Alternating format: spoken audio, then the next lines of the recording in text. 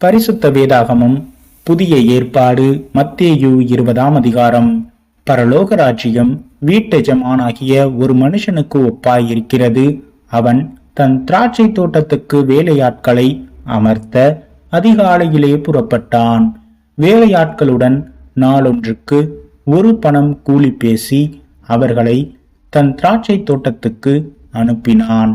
3ஆம் மணி வேளையிலும் அவன் புறப்பட்டு போய் கடை தெருவிலே சும்மா நிற்கிற வேறொரு சிலரை கண்டு, நீங்களும் திராட்சை தோட்டத்துக்கு போங்கள், நியாயமானபடி உங்களுக்கு கூலி கொடுப்பேன் என்றான். அவர்களும் போனார்கள். மறுபடியும் 6ஆம் 9ஆம் மணி வேளைகளிலும் அவன் போய் அப்படியே செய்தான். 11ஆம் மணி வேளையிலும் அவன் போய் சும்மா நிற்கிற வேறு சிலரை கண்டு, நீங்கள் பகல் முழுவதும் இங்கே சும்மா நிற்கிறதென்ன என்று கேட்டான். அதற்கு அவர்கள், ஒருவனும் எங்களுக்கு வேலையிடவில்லை என்றார்கள்.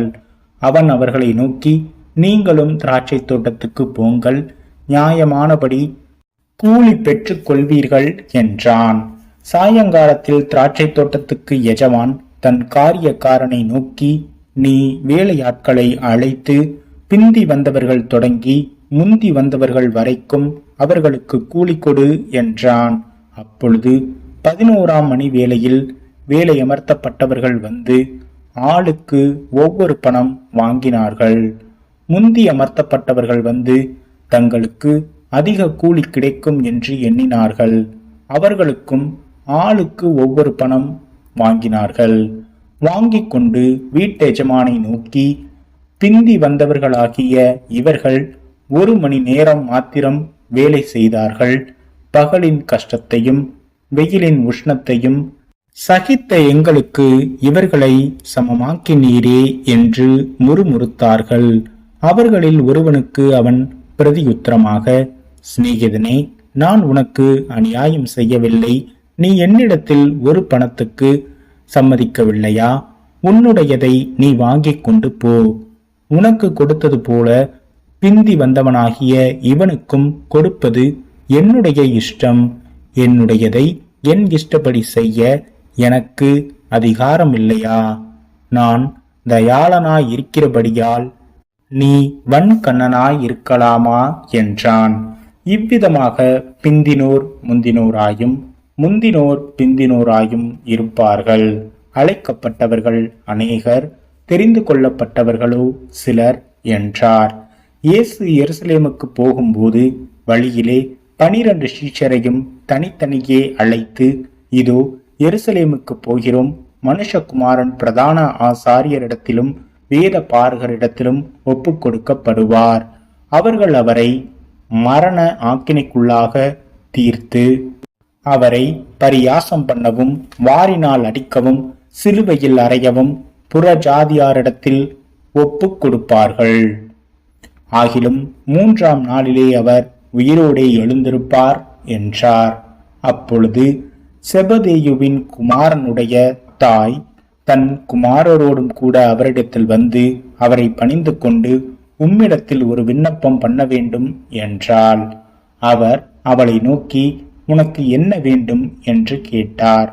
அதற்கு அவள், உம்முடைய ராஜ்யத்திலே என் குமாரராகிய 2 பேரில் ஒருவன் உமது வலது பாரிசத்திலும் ஒருவன் உமது இடது பாரிசத்திலும் உட்கார்ந்திருக்கும்படி அருள் செய்ய வேண்டும் என்றாள். இயேசு பிரதியுத்தரமாக, நீங்கள் கேட்டுக்கொள்கிறது இன்னது என்று உங்களுக்கு தெரியவில்லை. நான் குடிக்கும் பாத்திரத்தில் நீங்கள் குடிக்கவும் நான் பெறும் ஸ்தானத்தை நீங்கள் பெறவும் உங்களால் கூடுமா என்றார். அதற்கு அவர்கள் கூடும் என்றார்கள்.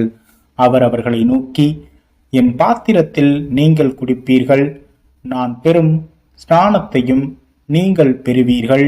ஆனாலும் என் வலது பாரிசத்திலும் என் இடது பாரிசத்திலும் உட்கார்ந்திருக்கும்படி என் பிதாவினால் எவர்களுக்கு ஆயத்தம் பண்ணப்பட்டு இருக்கிறதோ அவர்களுக்கே அல்லாமல் மற்றொருவருக்கும் அதை அருளுவது என் காரியமல்ல என்றார். மற்ற 10 பேரும் அதை கேட்டு இந்த 2 சகோதரர் பேரிலும் எரிச்சலானார்கள்.